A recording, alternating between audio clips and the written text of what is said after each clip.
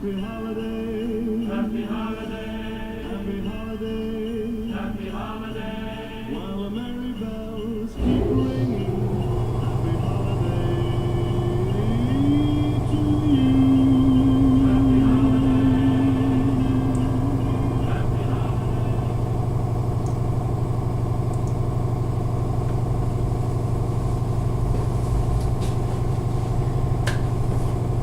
All righty. First up, I want to apologize to you. I know you're hearing that air compressor running in the background. It drives me nuts too. Hopefully it will not be a distraction. It'll probably kick on and off about every 10 minutes. But this is going to be our lift operator annual recertification class for the year 2018. These classes have to be completed with the evaluations in my hands by December 31st. I am going to try to make this videoed class for the branches as concise as humanly possible. The live classes that we did online, the classes that we had here in Atlanta ran about an hour and 4 minutes. It is going to be my goal to do this class in about 35 to 40 minutes. It's a lofty goal, but I'm also only going to highlight essential things and concerns that I have. So let's dive right in now. You should have with you a class notes and diagrams handout. You should have that. It's about 4 or 5 pages. There's some diagrams in here that we're going to reference. I'll also be holding up those diagrams as well. And use this. Make notes on it. Keep it. This is yours. There's some things in here you'll need at the end of the class and moving forward. All right, lift operators recertification. Spectra is required to certify our lift operators. This is not something where you can bring a certification from a former employer. They may have had a better class than we do. OSHA doesn't care. What OSHA cares about is that we have an adequate class and that we train you specifically as the job requirements at Spectra would deem necessary. I mean, if you worked at a company where you handled carpets and you come to work for us, you were probably trained there how to lift and operate your forklifts for carpet handling. Well, that wouldn't do you as much good here. You may come from a company where you use nothing but squeeze lifts or clamp lifts, and those may be things that we don't use here. So for you to have training in that and not be trained here in handling coils, metal coils, then that training would not be job specific, which is what OSHA requires in 29 CFR 1910.178. My name's Gary Keenel. In case you don't know, I visited some of you. I'll be visiting more of you this year. I'll be coming out to, I will make it, every branch I didn't make it to in 2017, I will visit the rest of you in 2018. So you'll be seeing me before this time next year. I've got 37 years of cumulative forklift experience. I was certified as a forklift trainer, operational trainer in November of 2001, November 2001, and I was Spectra certified in 1996. We're going to go through this class. At the end of the class, there will be a 20-question recertification evaluation that you must complete that I must have in grade before I will be able to record that you have properly been recertified. Some of you may be saying up front, Gary, doesn't Spectra require this more often than OSHA? And the answer is yes. OSHA requires recertification every 3 years. Spectra is now requiring recertification for lift operators every year. As a result, some of you have probably never received your lift operator certification. I will be getting these out this year to everybody who completes this class. Yours will more than likely be a recertification like the one that you see behind me here. Very similar. It'll say when you are certified since. So if you have been at Spectra for a while, it will say here that you've been certified, like in the case of Andre Bassett, been certified since 2008. He's being recertified again. In addition to getting that, you will also get what everybody should have had all along, forklift licenses. This license is good only at Spectra. It remains the property of Spectra, but this needs to be on your person at all times when you're in operation of a lift truck at Spectra. These will be coming out to you as quickly as possible, following completion, receipt, and grading of your evaluations for this course, okay? Keep it on your person, have it available in the event of an OSHA inspection. They're going to want to see this, and then they're going to follow up with me for proof of this training. All right, let's dive on in right now. I'm going to skip over some of the preliminary stuff. We're going to cover about 7 sections today. The first and second section are the longest. So when I say we're on section 3, you can breathe a sigh of relief and know that we're well over half finished. Safe operation and operator responsibilities. Virtually all the dangers that are associated with forklift operation is preventable. In many cases, we've watched some videos, maybe you have seen some, wherein you saw maybe some somewhat humorous, and other cases maybe terribly tragic examples of what can happen when people are careless on lift trucks. The fact of the matter is, as I watch these videos and I see them, I kind of in that circle where I get some of these online. People send them to me. I say, hey Gary, look at this. I look at it and it doesn't take long to go, here's what they did wrong. Oh, they shouldn't have been doing that. Ooh, I see what's coming. So identifying the problem can be very easy in hindsight, which means that we've got to find a way to operate in foresight. We need to be looking forward and saying, what if such and such and so goes wrong? What if this were to happen? What if that was to happen? If we look forward with a what if mentality, and I don't mean paranoia, I don't mean a doomsday type scenario or pessimism. I'm simply saying let's look forward in the situation at what could go wrong and try to eliminate that could, so that we're not looking back going, wow, if only. Okay, so we want to ask what if in advance, not state if only after the fact, okay? I have my big 3. Any of you that I have come and visited with, you know I have my big 3. The 3 things that I'm always getting upset about. And I got to tell you, from going to numerous branches in 2017, I can tell you that we are careless with some of the basics. Folks, I'll tell you right now, we're driving lifts too fast. We are not using our horns properly or enough. And we most definitely are not wearing our seatbelts. You watch any of these videos and seatbelts will be one of the first things you'll say, man, I hope he was wearing a seatbelt. Or if he had been wearing a seatbelt.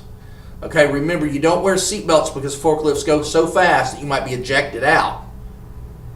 We wear seatbelts on our forklifts because tip overs are the #1 type of accident. And when a tip over occurs, you want to stay in the safe zone. You want to stay underneath the cage. You want to stay within the safe confines of that forklift if it tips over. And I promise you that seatbelt will be the greatest asset to you when it comes to staying in your seat and not being crushed, losing a limb or losing your life if that forklift flips over. And don't say to yourself, it can't happen to me. Hundreds will be killed this year in forklift accidents around the country, and tens of thousands will be injured. Don't let it be you. It's completely preventable. All right? So my big 3, seatbelts. You need to wear them. Using your horn. Don't kid around with that. Let's use our horn. That's what it's there for. You want to alert everybody in your vicinity to the fact that there's a forklift present. And speeding. We're going to talk some more about that in a few minutes, but I want to tell you quite simply, slow down. I'm not telling you that because shake my finger at you, although it does sound a little bit that way. I want you to remember something we've talked about in safety meeting after safety meeting. We're going to talk about it a lot more in 2018. We've got these new facilities here where I'm going to be able to record these meetings better for you and begin to get them to you like I should. We started out 2017 real good with safety meetings at the branches, and very quickly we trailed off. I take full responsibility for that. We're going to do better in 2018, I promise you, because we're going to have sit-downs like this where I'm going to be focused on talking directly to you about the subject at hand. All right. In the case of these issues, like I said, we get out there and I want you to understand the reason behind the rules. Okay, it's like a seatbelt. If you're only wearing your seatbelt because Gary said to, that's really not a very good reason. If you're only driving your forklift slowly because Gary said to, that's not the best reason. Now, those reasons will do. Okay, compliance is an adequate reason to be safe, but it is not the best reason. It's not the best motivator. The best motivator, the most consistent motivator to you being safe in the workplace is to know the reason behind the rule. The rule is wear your seatbelt.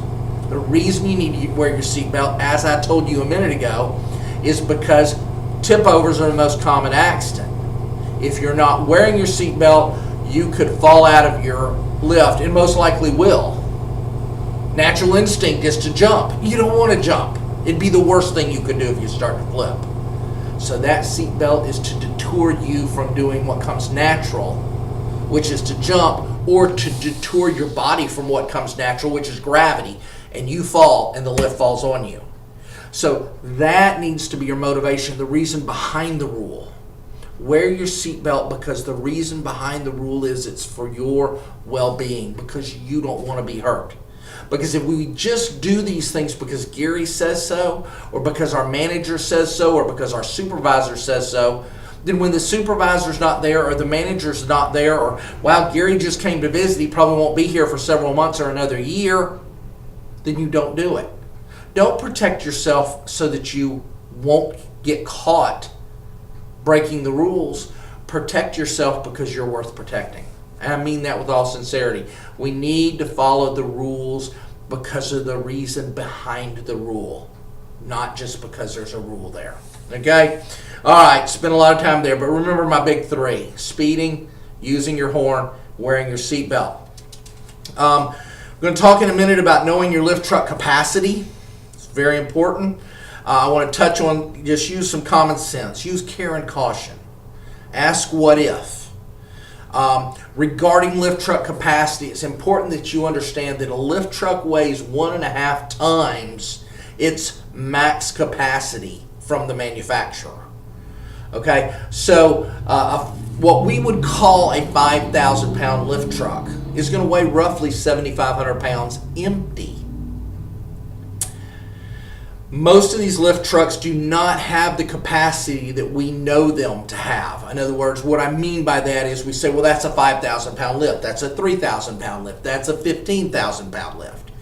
That is correct. It is a 15,000 pound lift. However, because of modifications and aftermarket additions, in all cases, 5,000 pound, 3,000 pounds, 11,000, 15,000, those lifts, maximum lifting capacity is less than that.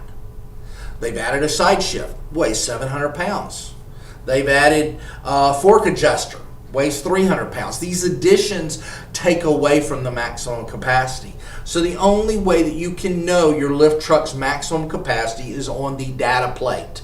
The metal plate that is typically located on the right hand of the forklift, to the right side of the seat or the right side of the dash where the levers are. Now sometimes it may indeed be on the left, but the point is it is a metal plate. It should be legible. If it's been rubbed and scuffed and bent and you can't read all the information, you need to notify me right away so we can get that plate replaced. Because on that plate is the only place that you can be certain the maximum safe lifting capacity of that forklift.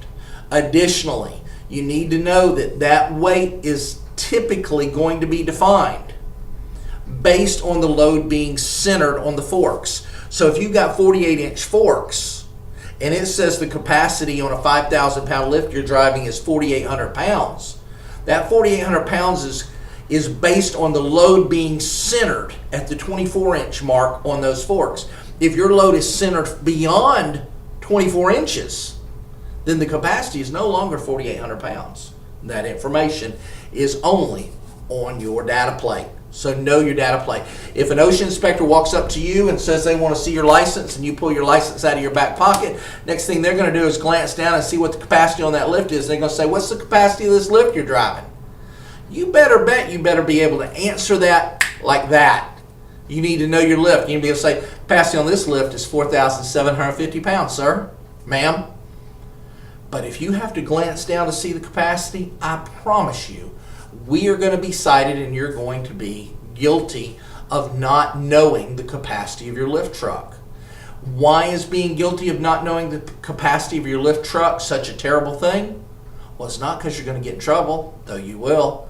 It's because you are endangering yourself by potentially lifting an unsafe load, a load that could cause your forklift to flip, to tip over because you don't know the maximum capacity. Know the capacity of your forklift. All right, remember they can't stop on a dime, so it's good to know the weight. Imagine this, a 15,000 pound lift weighs about 22,500 pounds empty, over 11 tons empty. We have those trucks here in Atlanta. I believe we have at least one down in Florida. Okay, so 11 tons empty. Put a 14,000 pound coil on there, and all of a sudden the lift operator is in control of 18 tons. 18 tons. You need to be awed by that. You need to be aware of that. You need to be respectful of that, because the coil and the forklift, they have no conscience. They don't care. They don't care at all. So you need to be sure that you are exercising caution, because the coil can't exercise caution. The lift truck can't exercise caution. It's just 18 tons of dumb metal. It's up to you to ensure that you are being safe and cautious with that material. Okay? It's that time of year. It's getting colder outside. One of the things that we have to be cautious of, I have to remind lift drivers all the time, is if you're wearing a hoodie, that's great when you're outside, but it's not great when you're driving a forklift or working with heavy equipment, because pulling that hoodie up obstructs your peripheral vision. On a forklift, I want you to have 180 to 190 degrees of clear vision, unobstructed vision.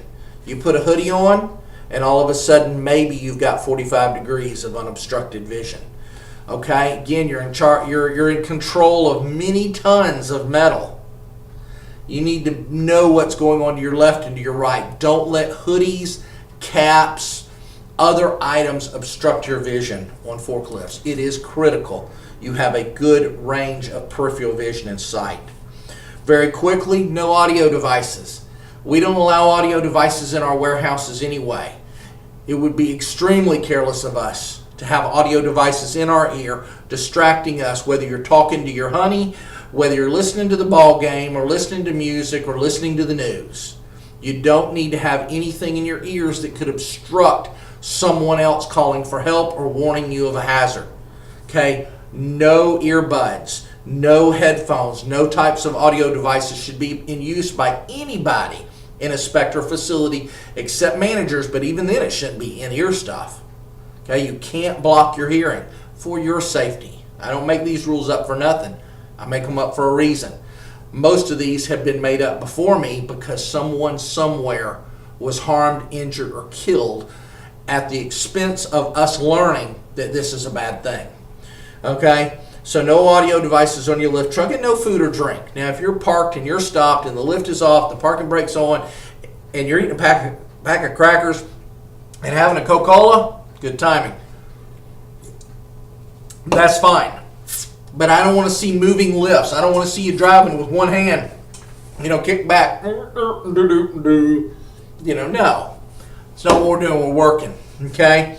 Now, before I jump on to a couple other closing items in safe operation and operator responsibilities, I do want to mention that we need to stay alert on our forklifts, on our lift trucks, squeeze lifts, clamps. I tell everybody, there was a point in time at which I lived about 15 miles from here. Actually, it's more about 12 miles. It took about 15 minutes to get here. And I drove that same route for 10 plus years. I'd be lying if I didn't tell you that there was times on that route to work or on that way home that I just kind of zoned out. And that's not good.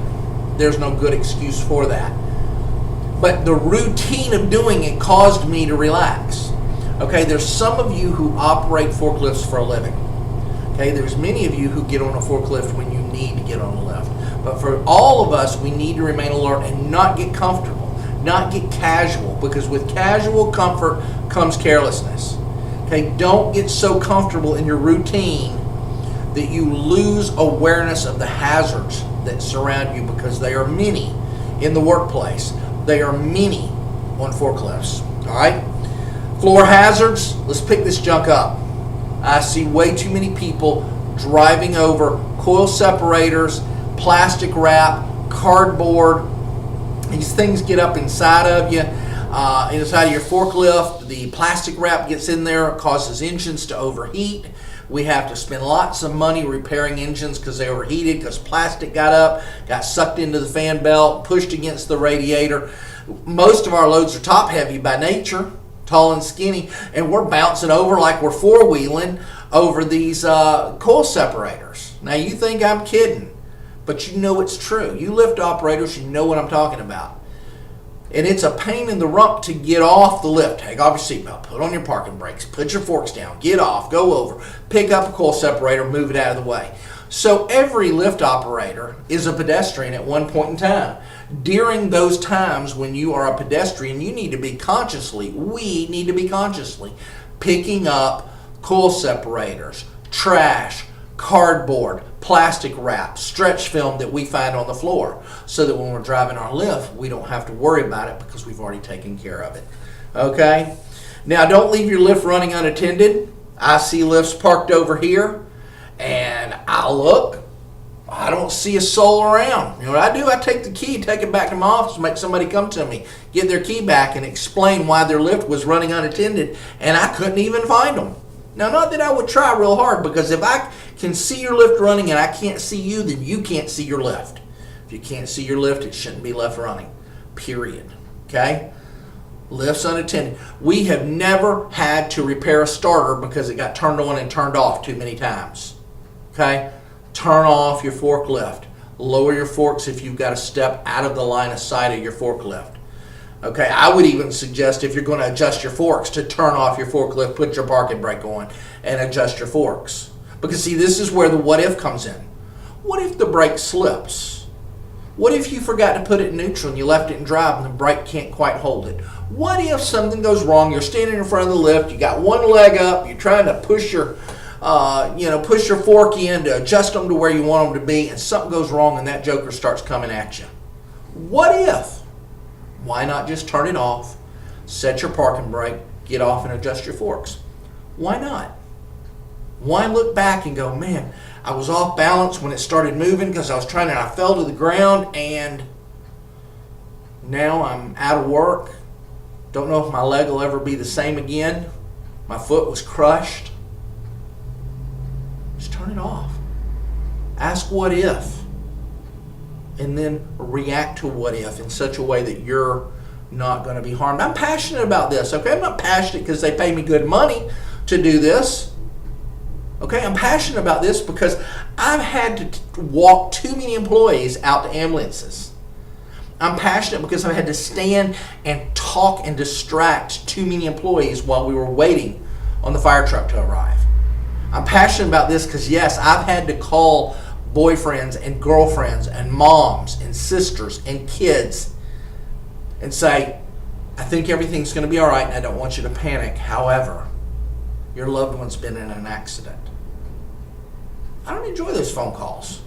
And most of them, 9.5 out of 10 were needless. 9.5 out of 10 could have been prevented. Okay?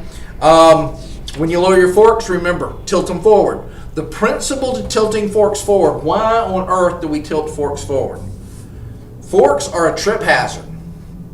Forks on a forklift will always be a trip hazard. I have mentioned repeatedly in safety classes in the past, and one of the things that I really like to drive home is the fact that, unfortunately, some hazards can't be eliminated. Well, there might be an OSHA auditor, adjuster, insurance person, risk analysis person that would want to argue that point with me. But I believe that there are times when there is some hazard that is inevitable and cannot be eliminated. Okay, so what do? In those cases, we analyze it, and if necessary, we at least minimize the hazard. Okay, that's what tilting forks forward. Getting those tips to the ground, we're minimizing the trip hazard of the forks on the floor. Maybe you didn't know that. So that's what we're doing. We're minimizing the hazard that can't be removed. Tilt your forks forward. Remember, when you're done for the day, when you're getting off your lift and you're going to leave it for a few minutes or overnight, don't block exits.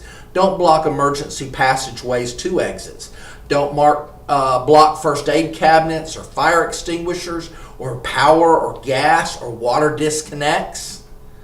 Okay, you don't want to block that stuff. That forklift's a big joker. It can block an emergency exit. It could impede somebody's ability to get to a fire extinguisher in a hurry. Park them appropriately and don't block things that ought not be blocked. Last thing I'll say on safe operation and operator responsibilities is for you senior drivers, take the responsibility to help out the rookies. Okay, now some of you rookies may be like, rookie? I've been driving a lift for 25 years. But again, have you been driving it at Spectra? Have you been handling coils? Okay, maybe you drove it in a warehouse where all you handled was boxed material and never handled coils, or vice versa. I want senior operators, senior lift operators, to take responsibility to respectfully give advice to rookie drivers, okay? And rookie drivers, I want y'all to receive that counsel, that advice, that insight, and that wisdom. Okay, don't take offense. We're all in this together, okay? All right, number 2, lifting and stacking. Holy cow, that was just part 1. I don't know how long we've been going here. Looking at my recording device, we've been at it for a minute or two.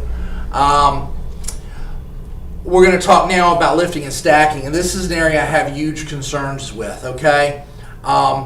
First of all, remember, one of the biggest things about lifting and stacking is to remember, as I mentioned before, almost everything we handle is top heavy. Okay, almost everything is top heavy. With that in mind, there's certain limitations to transporting, lifting, and stacking that we have to keep in mind. All right, we need to keep in mind stability when we're stacking things.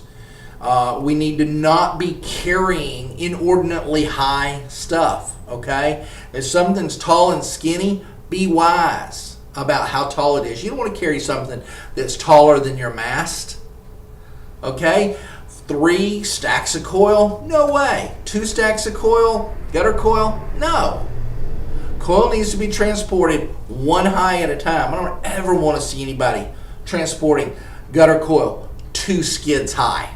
Okay? 1 high in transport. Now you can go 2 deep. Okay? Let's look at one of these diagrams real quick and let me show you here what I'm talking about. Okay? Right here, let's see. Okay, that looks pretty good right there.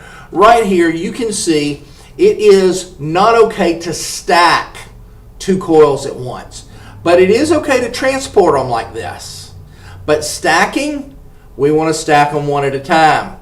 The reason for this is stability. Okay, the reason here transporting is okay to go 2 deep and 1 high is because it's relatively stable, provided you can get it deep enough on the forks. Here, when you go to stack 1 at a time, okay? So transport's okay 2 deep, but stacking is not. Stack 1 deep only.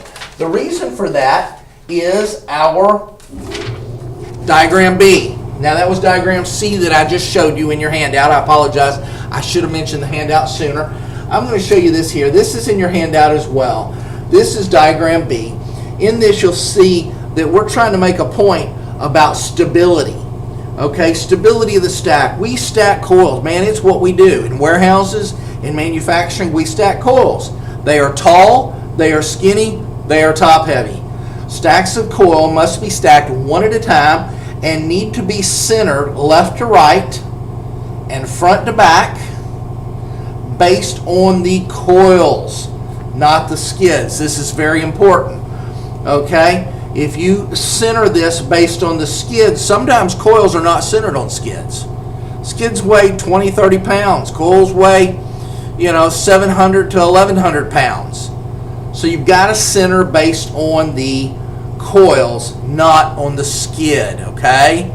This may mean to get it front to back, you may have to get off your forklift, step aside, and check it to make sure that you're centered front to back. Left to right, you should be able to do from your lift, and over time, you'll begin to be able to judge if something's centered front to back. But you definitely can't do that if you're stacking 2 coils at a time, because you don't know what's going on with that back coil, okay? So stack 1 at a time, ensure they're centered front to back, left to right, based on the coil, not the skid. Now, with that in mind, I want to take a look real quick and mention to you the difference in skids and pallets. You hear me using that term a lot, right? And it's important, you may say, Gary, does it really matter? Is it just a matter of, whatever, preference as to whether we call them skids or pallets? Well, it's not. There's a significant difference in a skid and a pallet, and at Spectra we use them both, and you need to be knowledgeable of that. It's not just resume building. For some of you it may be, but for most of you on a forklift you need to know the difference. This is a pallet. Yeah, it's a miniature pallet for sure, but it's a pallet nonetheless. Okay, if this were a skid, you would only have these runners on it, maybe only 2 runners, and you would have the slats on top. Nothing on bottom. These would not be here on a skid. Okay? The other significant difference between a pallet and a skid, in fact, what I had in the diagram here was skids. Let me show you. You look back here, this drawing that I had, you can see that we had slats coming across and 2 runners. Okay, that's a skid. This is a pallet. Okay, the other difference that you'll notice if you paid attention, pallets tend to be a lot more lightweight. A lot more, you may find that they're standard 1x4s and standard 2x4s that make a pallet. But if you look at skids, you'll notice they're a lot beefier and a lot heavier. Typically all our coils are going to be on skids. You're going to have rough cut 3x4s, rough cut 1x4s on the tops, and as the runners on skids. The skids are a lot beefier, a lot heavier. Okay, so that's what we want to know about skids in particular, the difference in skids and pallets, and I need you to know that. All right, it's helpful to be knowledgeable of that. All right, let's take a look here. Regarding lifting and stacking, make sure your load is stable, make sure your stack is stable. Keep your forks flat when you're transporting coil. Coil's top heavy. Tilting back and tilting forward can be a huge no-no. Know the capacity of your lift. Know the length of your forks. Know the weight of your item. Excuse me.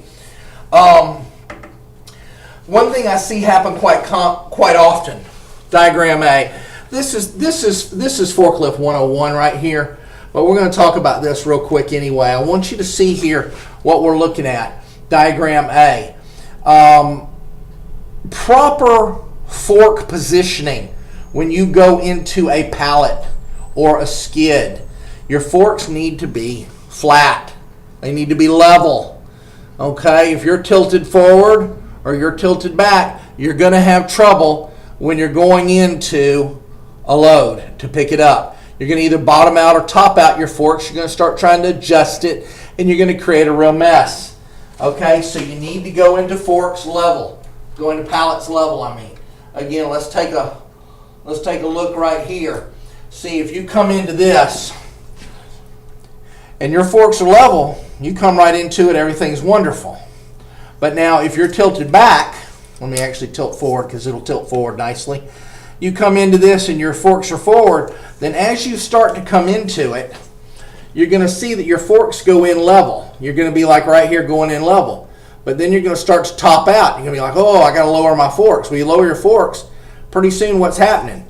All of a sudden, you've got your forks going underneath one of the slats on the bottom. Same thing happens if you're going in them and you're tilted back. You come in, you nice and level, you think, and then all of a sudden you're like, oop, I got to lift up. All of a sudden you start hitting, okay, hitting your slats right here, okay? So it's very important that we learn to have our forks flat, level when we come in. All right, very important. It'll take time.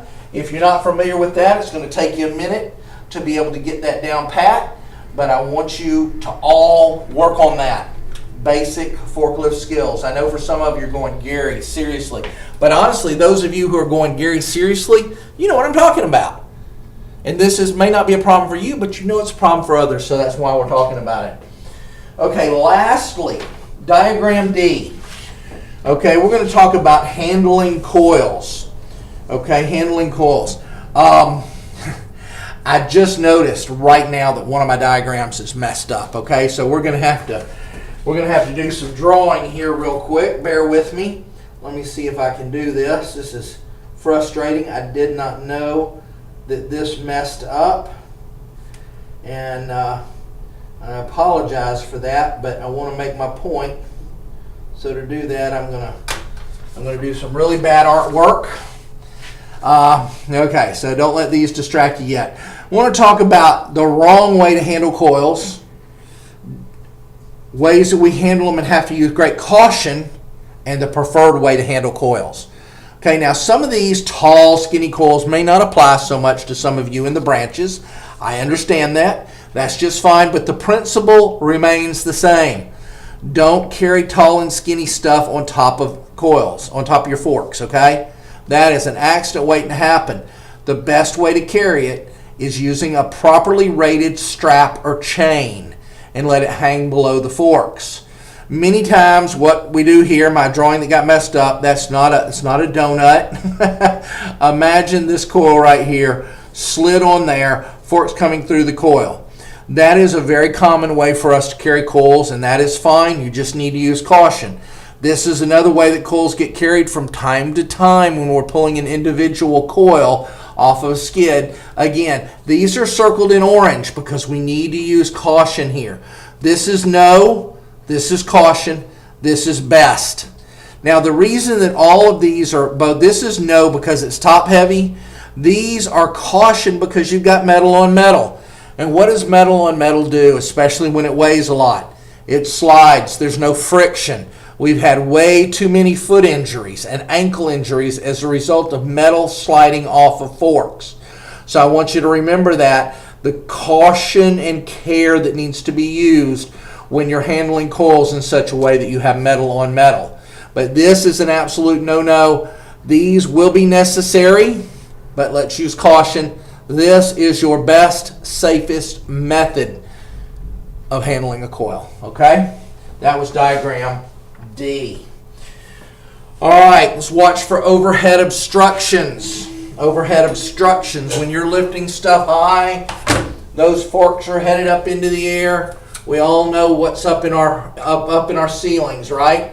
We've got sprinklers, we've got electrical lines, we've got water lines. In fact, here in Atlanta, in our main plant, I think everything but the sewers up there. You've got light fixtures, okay? You've got sprinkler heads. These are things that we need to be very aware of when we're lifting stuff up high. You don't want to hit sprinkler heads. You don't want to bust gas lines. You don't want to bust water lines. All of those things create life-threatening and very hazardous situations, so be very aware of what's above you. Some cases our light fixtures are above the rafters and in them. Some cases the light fixtures are below the rafters. You need to know the difference. Also want to mention to you, in addition to being aware and watching out for overhead obstructions, I want you to remember sprinkler heads, National Fire Protection Association standards, NFPA, tells us we have to leave 18 inches between the sprinkler head and the top of anything that is stacked below it. Okay, 1.5 feet. I'm saying if it's not clearly 1.5 feet, if it looks like it might be too close, it probably is. We don't want to obstruct the sprinkler's ability to put out a fire in the event of a fire. We also don't want an item underneath the sprinkler to prevent heat from getting to that sprinkler to set it off. So 18 inches, preferably about 24 inches. So look high. If you see stacks that you think, we're not going to climb up there with a tape measure. In fact, don't climb up there. If it looks like it's more than 18 inches or less than 18 inches, I should say, between the sprinkler heads, assuming you have sprinklers, most of our locations do, but not all of them, and the top of whatever's being stacked, we need to down stack. Do not stack within 18 inches of the sprinkler heads. All right, remember, you have to be hazmat certified to carry hazardous material with the forklift. Forklift certification alone is not adequate to be able to handle hazardous materials. You need to know your hazmat tier certification, okay? If you're asked, you need to be able to say, I'm a tier 2, and it's Spectra. Tier 2 means I can handle hazardous material but not hazardous waste. Or I'm a tier 3. It's Spectra. That means I can handle all hazardous materials, including hazardous waste. Or I'm a tier 1. I don't come into contact on a regular basis with any types of hazardous materials. And then a lot of you in the warehouse, remember, we're going to really focus on this year. You've heard me say it before. I can only keep trying to get better. We're going to talk about tier 2 LQ, which is those of you in warehouses that handle aerosol touch-up paints and solvent-based sealants and caulks. You would be a tier 2 LQ, and you could tell someone that you're hazmat certified with an emphasis on handling aerosol paints and solvent-based caulks and sealants, but not hazardous wastes. Okay, visibility. If you've got a load that's too big, one of the most common things we carry here that obstructs our view is trim coil. If you're carrying a load of trim coil and you can't see clearly, now you don't want to lean out. If you lean outside of that protective area on your forklift to try to look around it, you're putting yourself in harm's way, plus you can't see what's going on the other side. So what have you got to do? What are your choices? You can't see around your load. Some people say, well, stack down your load. Okay, let's assume you can't stack down your load, you can't adjust it. How are you going to safely transport that load from point A to point B? That's right, you're going to go in reverse, carefully in reverse, using lots of horn, looking where you're going as you travel backwards, or get a spotter that you can see them and they can see in front of your load. Okay, those are your choices. Drive backwards or get a spotter. All right, I don't know how long we've been going, but I got a feeling I'm probably blowing my desires to get this done in 30 to 40 minutes out of the water. Good news is we're on section number 3, and I promised you at that point we would be over half done. Loading. When you are loading trucks or unloading trucks, shipments inbound and outbound, communicate with the driver. Communicate. We need to make sure that these drivers that are bringing these trucks in, if it's a live load, if they're dropping a trailer, okay, you may not have to communicate with the driver as much, but we want to open the lines of communication with the drivers to make sure we have a clear understanding of our expectations and that they know what our intentions are regarding loading their trailer or truck. Okay, so communicate with them and clearly communicate. Okay, here's what we're going to do. I will come knock on your door and wake you up in your sleeper when I'm done. Or I'll come to the break room and get you when I'm finished loading your load. Or you're going to wait here out of the way next to the snack machine while I load your load, and we'll communicate. Communicate. Make sure they understand you will tell them when their load is completed, and they are not to move that trailer until you have told them and given them the all clear. Only after you've done that can you move on to the other 2 critical stages. First of all, what should a driver do? It's the driver's responsibility to do what? When he comes in live load, drop trailer, truck, whatever the situation is, the driver needs to chalk the wheels. It's the driver's responsibility to do that. Now, I will tell you, if you've got a driver that's being an irritable pain in the rump, and it's just going to result in a fight and an argument, then just go chalk it yourself. Let them know you're chalking it. It is our desire that the drivers do that. We should have signs outside of all our docks that tell them drivers must chalk their wheels before loading or unloading. But again, before you get in an argument and a fight with them, just do it yourself. All right, but it's your responsibility as a lift operator to ensure that it has been done. If you're caught loading a trailer without the wheels chalked, you are endangering yourself and you will be disciplined. Make sure your dock plate's secure. Don't set that dock plate in place until you know that the wheels are chalked. At that point, drop your pins or the legs. Make sure they're down in place between the truck and the trailer. Make sure you've communicated with the driver. The wheels are chalked. Then you can begin loading the trailer. But before you load it, there's something else you should do. Anybody have any idea what you should do before you begin loading? You need to inspect the truck or trailer inside, whether it's a flatbed, whether it's a van, whether it's a truck, or whether it's a trailer. You need to inspect it. Inspect the floor for safe conditions and inspect all the trailer for damage. If you see that there's damage on a trailer before you've even set your forklift on there, you need to take a picture, call it to your manager or supervisor's attention, call it to the driver's attention. We don't want to be accused of causing damage to product or to a truck or to a trailer that we didn't do. Okay, so look for damage, document damage, call it to the attention of the people that need to be aware, the driver, your supervisor, manager. Take pictures, but do not load a trailer that has an unsafe floor. If you see wood missing in the floor and there's hazards, we will not load or unload that trailer. Your safety is of our utmost concern. Also want to remind you, lastly, use your horn when you're coming out of that trailer. I see way too many forklifts coming back out of trailers. You're either coming out with a load or you put a load on, you're coming out empty, and you come bopping out of there. Use your horn. You cannot assume that pedestrians out there are aware that you're backing out of that trailer. You're aware of it, but passerbys may not be. Okay, it's critical that you use your horn coming out of a truck or trailer back onto the dock. Okay, traffic techniques, ramps. If you have a ramp, not a lot of our facilities do, but if you have a ramp, remember, empty forks should always be downgrade. Doesn't matter if you're going out or if you're coming in. Okay, forks downgrade if they're empty. If you have product on your forks, however, if you have product on your forks, let's load this ginormous, not to scale, overly huge 55-gallon drum. If you are going to be coming out a ramp or going in a ramp, again, direction of travel doesn't matter. What matters is if you have a load or not. If you have a load, your forks are to be upgrade. It's easy to remember because the load needs to fall against the load backrest. And for that to happen going in or out, your forks need to be upgrade. Okay, upgrade if you have a load. All right? Let's see. Watch for rack legs. Slow down. We're driving way too fast out there. I'll touch on that again in a minute.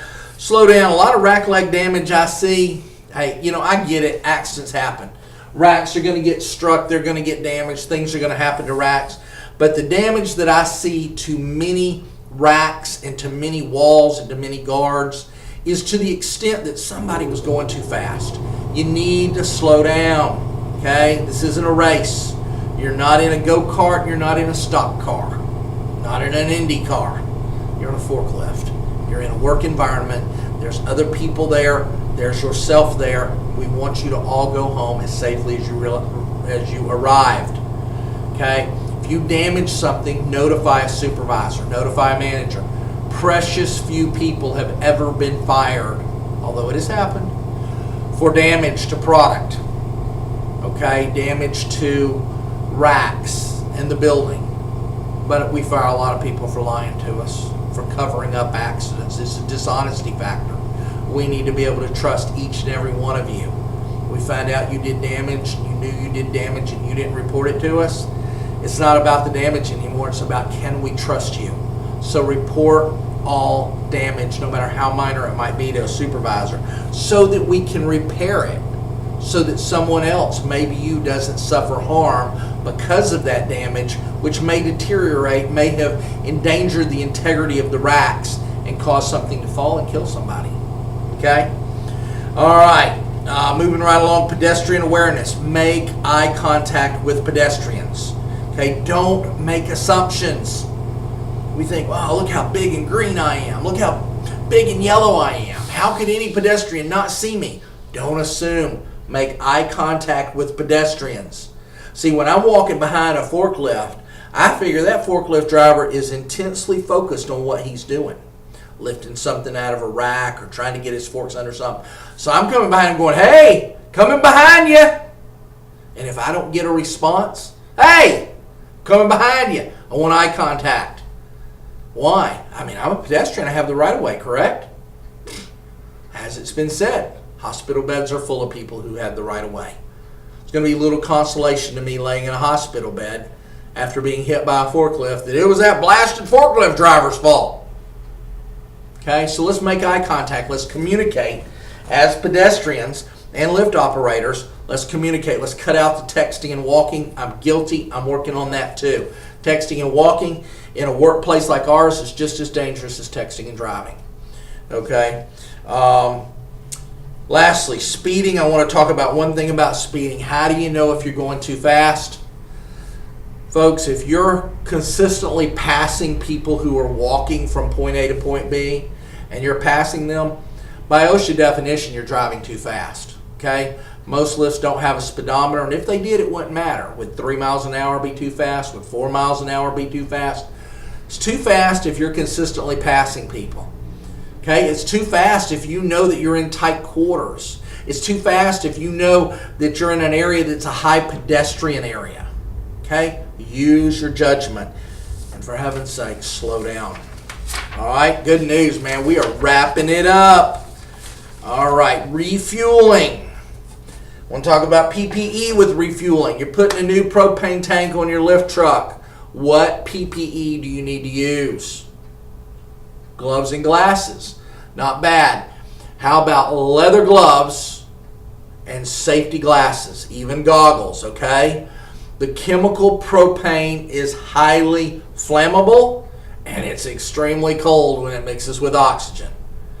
Okay? Pressure affects it in those cylinders. So you need to be wearing your proper PPE when you are changing out your propane cylinders, okay?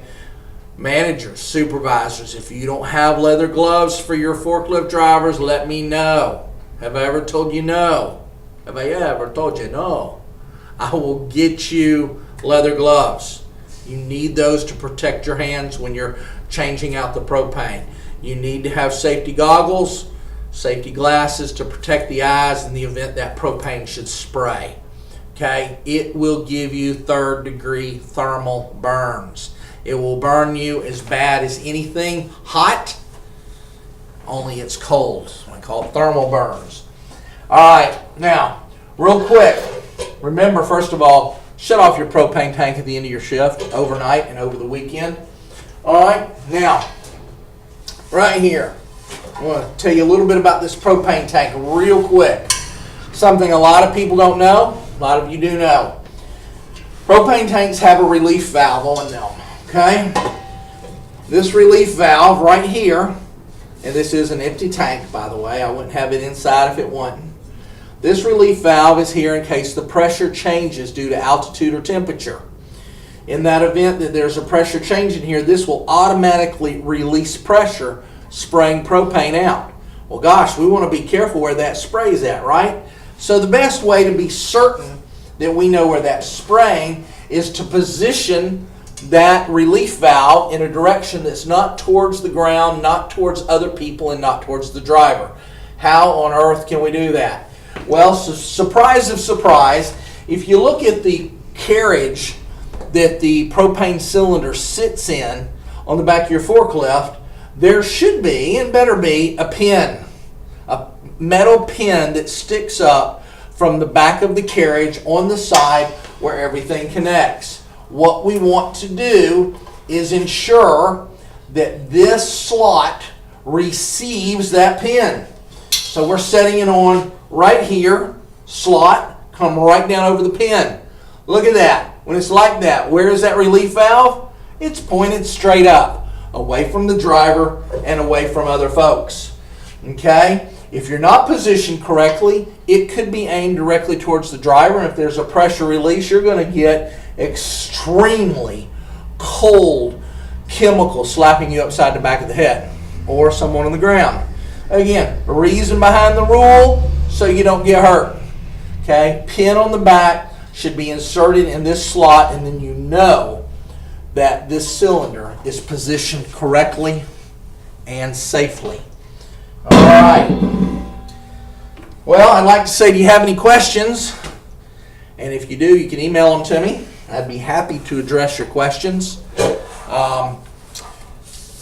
But since we're not live on this one, there'll be no addressing of questions at this moment in time, and I apologize for that. Sometimes I get some really great questions. Please do email me your questions and comments, feedback, and insights. Let me know how this class went. Lastly, very quickly, on the handout that you originally were given, hopefully you've been making notes on. Okay, on the back here, come back past your notes, past the diagrams, all the way back to step-by-step instructions for completing pre-shift inspections. It is critical that you follow these instructions to the letter when you're saving your forklift inspections. These are to be done pre-shift. Means you could have 2 or 3 of them a day. If you ran 3-hour shifts, we'd have 3 inspections on every forklift per day. Should have an inspection on every forklift for every shift on every day that the facility is in operation and the lift is in use. It's critical you follow these. If you do not follow these properly, then when I go to check and see if they've been done, I won't be able to find them. If I can't find them, that means it wasn't done. Okay, I've got to be able to find it. If we do it and we don't document it, then what's that mean? It means it didn't happen. If we document it and we didn't do it, it's called pencil whipping. That'll catch up with us because eventually something will go wrong with the lift. We'll be like, why on earth did that happen? I've been doing my inspections. Well, no, you've been filling out your forms. You haven't been doing your inspections. Okay? So that's that for now. I'm not going to belabor this class anymore. I don't know how long we've gone. I know I'm about ready to go home today. It's cold up here in Georgia. Down here in Georgia, we had 8 1/4 inches of snow at my house over this long weekend. And heck, that's a lot. That's a lot anywhere, folks. But we're back at it today. Anyway, so that's going to be that. I want you to go ahead, get your evaluations out as soon as we turn this video off. Get these completed. Managers, supervisors, get these packaged up. Get them sent up here to me in Atlanta. You can send me the original. You can send me a copy. You can send them by email. You can scan them and fax them. I don't care how you send them. Get them to me so that I can ensure that all of your personnel is recertified to operate a lift come January 2nd.